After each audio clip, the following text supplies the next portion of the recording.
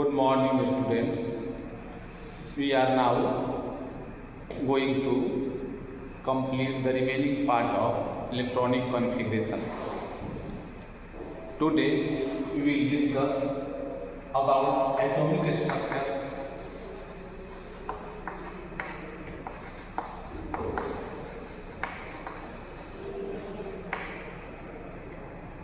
Atomic structure. Students, in the previous classes, we have learned that in an atom, the number of protons equals the number of electrons, and the atomic number which has been given to each atom is the number equal to the number of protons in the atom. So also atomic number is equal to the number of protons in an atom. Students, you must be knowing that electrons move about the nucleus on different orbits, and the maximum number of electrons on different orbits has been determined by the formula 2n square given by Niels Bohr. We have studied that the maximum number of electrons on first orbit, that is K cell, is 2. The maximum number of electrons on the second orbit, that is on the L cell, is 8. Similarly, on the third orbit, the maximum number of electrons is 18. On the fourth orbit, the maximum number of electrons is 32, and so on. We will learn the electronic configuration because electrons are distributed on different orbits. We never learn protonic configuration. We never learn neutronic configuration. This is because all protons are together inside the atom. All neutrons as well are together in the nucleus in the atom. So we will learn only electronic configuration.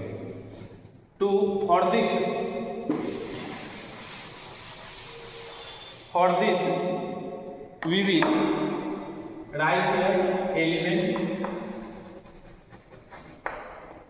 atomic number,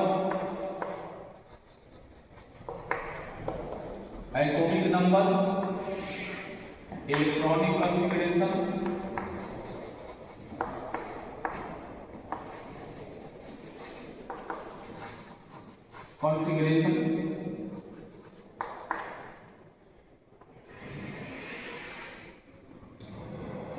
this is K cell, L cell, M cell, N cell, O cell. Suppose the element is hydrogen, its atomic number is 1. So one electron will be placed in K cell. Suppose this is helium, whose atomic number is 2. So 2 electrons will be placed in K cell because K cell has maximum 2 electrons.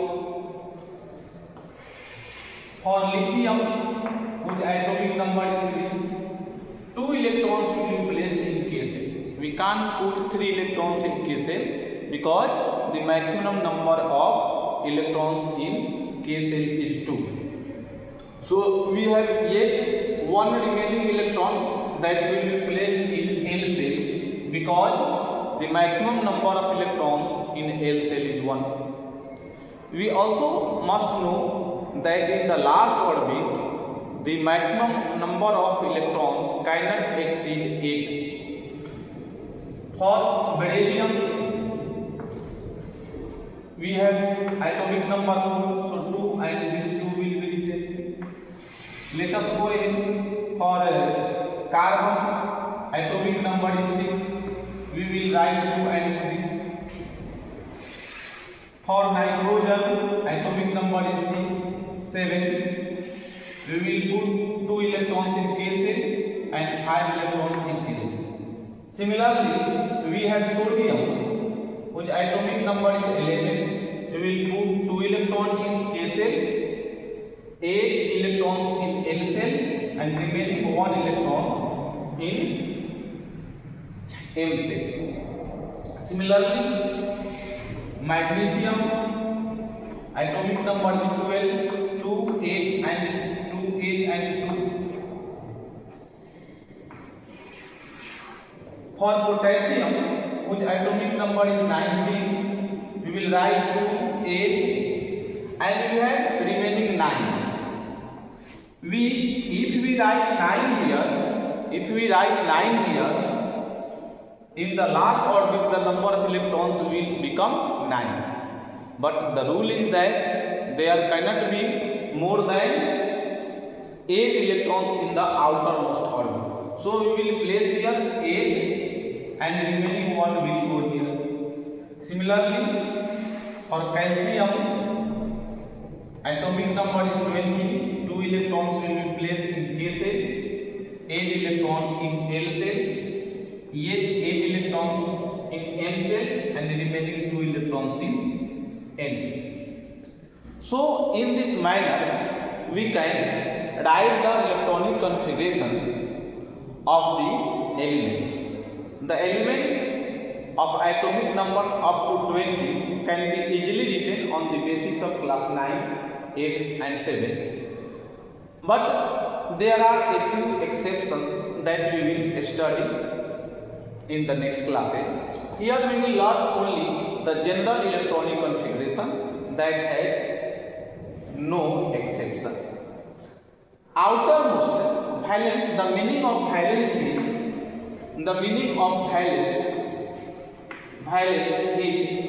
outermost. So there is a valence cell for each atom. For hydrogen, valence cell is K cell. For helium, valence cell is K cell. For lithium, valence cell is L cell. Similarly, for sodium, valence cell is M cell. For magnesium, valence cell is M cell. For potassium, valence cell is N cell. For calcium, valence cell is N cell. And the electrons found in the valence cell are called valence electrons.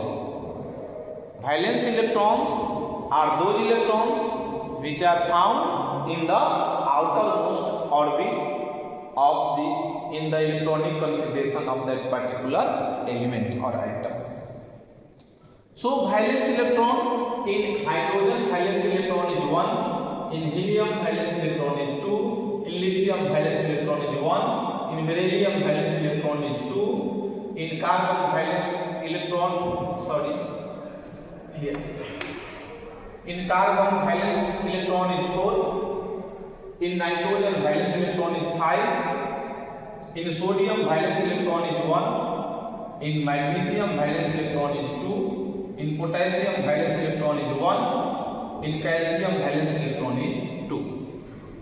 So the valence electrons are the electrons in the outermost shell of an atom. Similarly, there are core electrons. All the electrons living body or except valence electrons are called core electrons.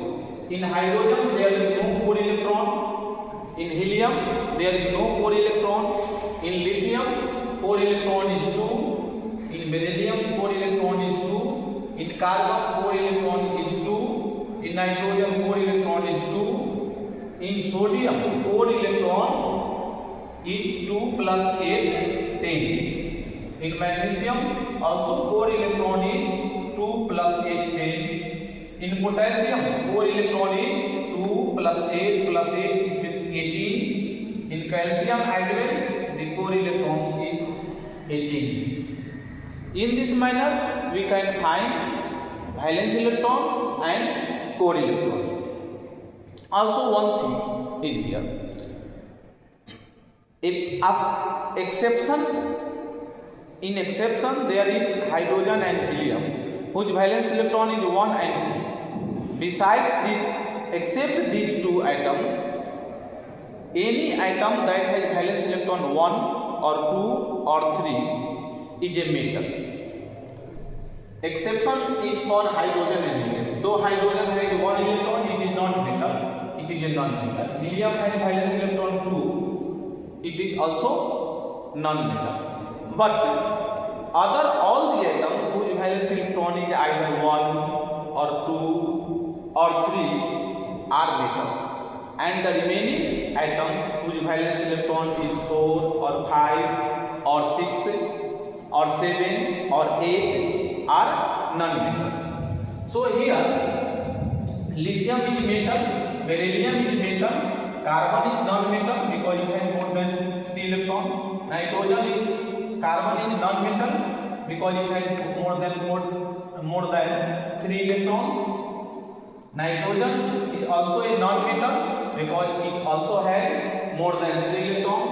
Sodium is a metal because its valence electron is 1. Magnesium is also a metal because its valence electron is 2. Potassium is also a metal because its valence electron is 1. Calcium is also a metal whose valence electron is 2. So in this manner, if we know the electronic configuration of the element, we can also know that whether the element is a metal or non-metal.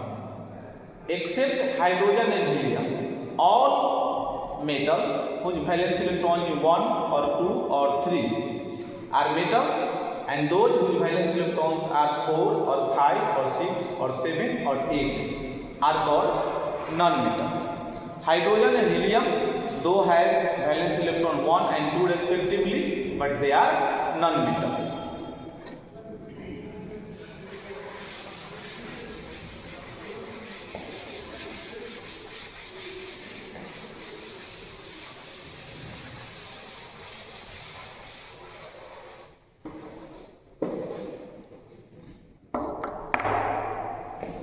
Element, let us once again element atomic number. We will now find the electronic configuration of inert gas or mobile gas. Helium, whose atomic number is 2. Helium, neon, atomic number is 10. Argon, atomic number is 18. Krypton, atomic number is 36. Xenon, atomic number is 52. And radon, whose atomic number is 86. These are the 6 inert gases. They are called inert gases because they don't participate in any chemical reaction. Inert means passive, inactive.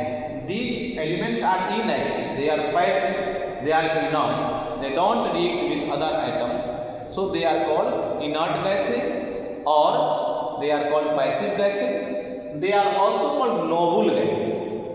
Inert gases are also known as noble gases. For helium, electronic configuration is 2 in case, for neon 2 8, for argon 2 8 8, for krypton 2 8 18 8, for xenon 2 8 18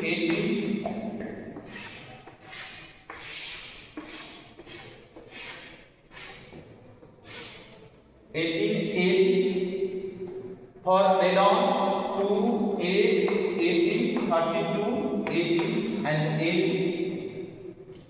This is the electronic configuration of inert gases.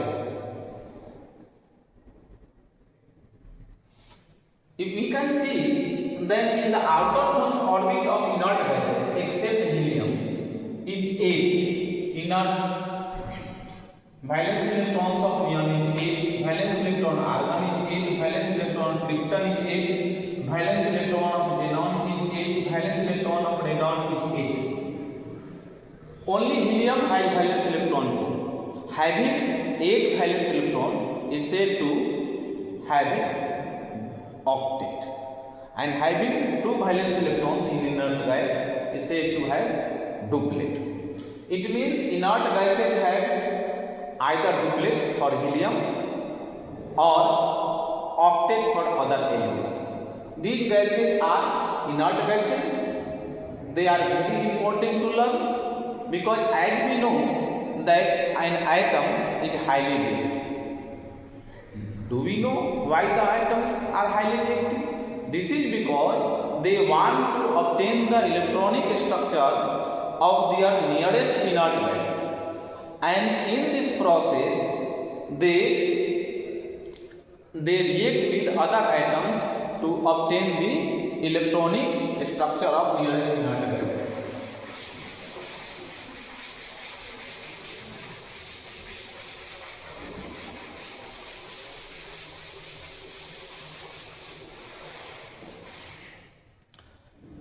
We know that atomic number of sodium is 11. Its electronic configuration is 2, 8, 1.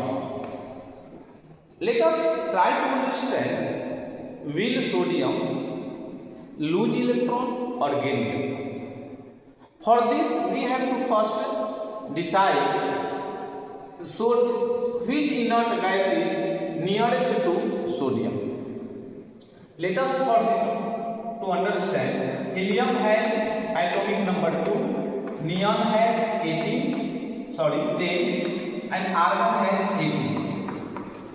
And the electronic configuration of sodium is 281. It means total atomic number is 11. 11 will fall here after neon.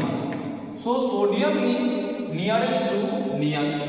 In which sodium will try to obtain the electronic structure of neon. As sodium has total number of electrons 11 and it will try to make it 10, so it must lose one electron. This is why sodium loses one electron, because its nearest inert gas is neon. If we talk of chlorine, atomic number is 17. Electronic configuration 2, 8, 7. Let us learn what will chlorine do. Chlorine atom is nearest to argon. It means it will try to complete its electron 18, and in this process it must gain one electron. So we have learned that chlorine will only gain one electron. It will not lose, because the losing and gaining of electrons by an atom is decided by which inert gas is nearest to it. The atom, except inert gases, try to make the number of electrons as many as its nearest inert gas has. So in this process, when two atoms come in close vicinity, they try to make the number of electrons equal to the electrons of its nearest inert gas, and in this process they lose or gain the electrons. If we talk of sodium and chlorine, we know that sodium will lose one electron and chlorine will gain one electron. The valence electron of chlorine is 7, which we will show here by a dot, and valence electron of sodium is 1, which we will show by cross. One can ask a question, why only valence electrons have been put here? Why not core electrons? The answer is that only valence electrons participate in chemical bonding. Core electrons don't participate in chemical bonding. This is why we show only valence electron. Here we have shown one valence electron of sodium by cross, and here I have shown 7 valence electrons of chlorine by dot. When these two atoms will come in close vicinity, one electron will be lost by sodium and the same electron will be obtained by chlorine. But in this process, sodium will become a cation means positive. Why? Because the number of electrons and protons in an atom of sodium are same and they are 11. If a sodium atom loses one electron, it has remaining 10 electrons and all the 11 protons. So it has one excess proton and so this atom will be charged having a charge of single proton. If we put plus, it means it has one excess electron. If we put 2 plus, it means the atom has 2 excess proton. If we put 3 plus, it means the atom has 3 excess proton. By putting 1 plus or by putting 1 minus, we try to show that the unit charge on the atom. If we put 1 plus, it means that cation has 1 unit positive charge. If we put 1 minus, it means that anion, negatively charged particle, is called anion. It means that anion has 1 unit negative charge. 1 unit charge equal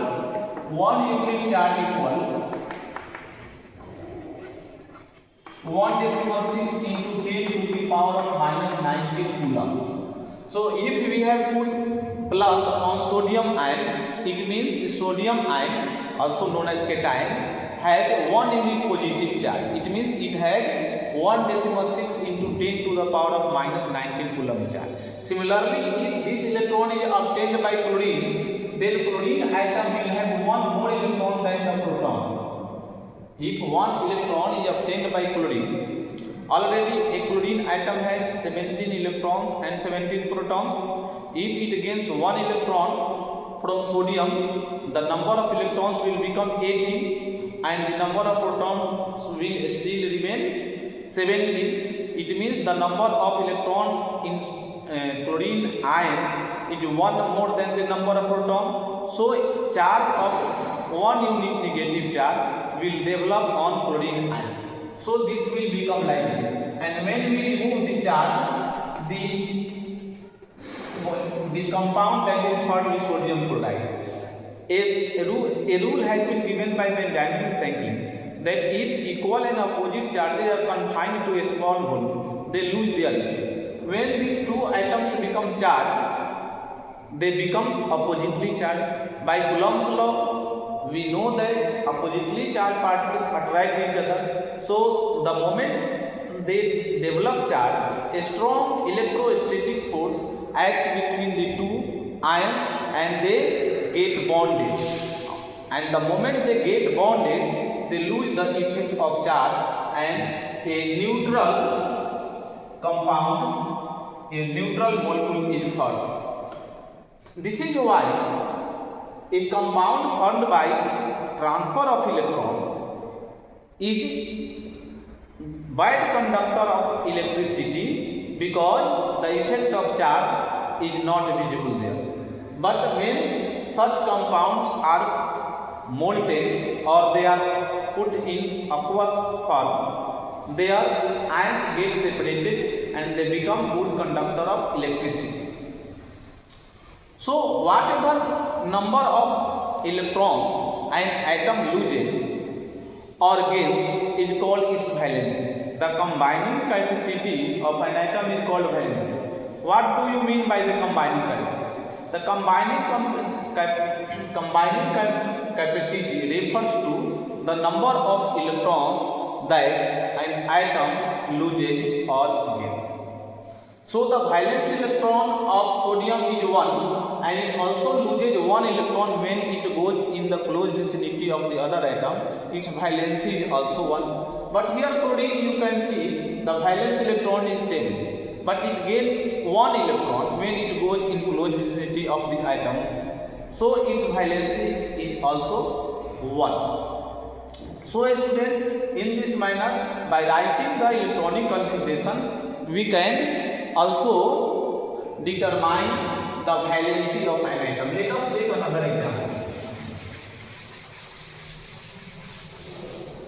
We talk of now magnesium and chlorine. One magnesium atom has 2 valence electrons one chlorine atom has 7 valence electrons. If magnesium goes in close vicinity of chlorine, it will lose 2 electrons, but one atom of chlorine will get only 1 electron. So, to obtain both these 2 electrons lost by magnesium, one more atom is required. One more atom of chlorine is required. So, in this process, 1 electron of magnesium will be gained by 1 atom of chlorine and another electron will be gained by another atom of chlorine. In this manner, magnesium becomes cation 2 plus. Either write 2 plus or you can also write plus plus. Both have the same name. And one chlorine atom will gain 1 electron, but there are 2 atoms, so there will be 2 ions.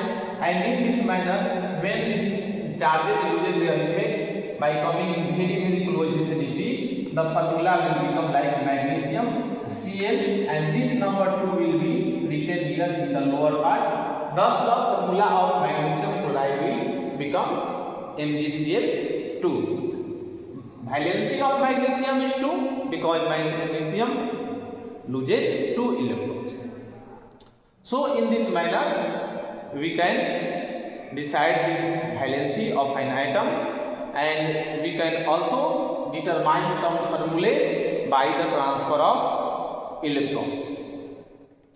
Well, students, then we have completed now what is the valency, what is the valence electron, what is the core electron, and how to write electronic configuration. In the next class, we will learn ahead. For today, goodbye.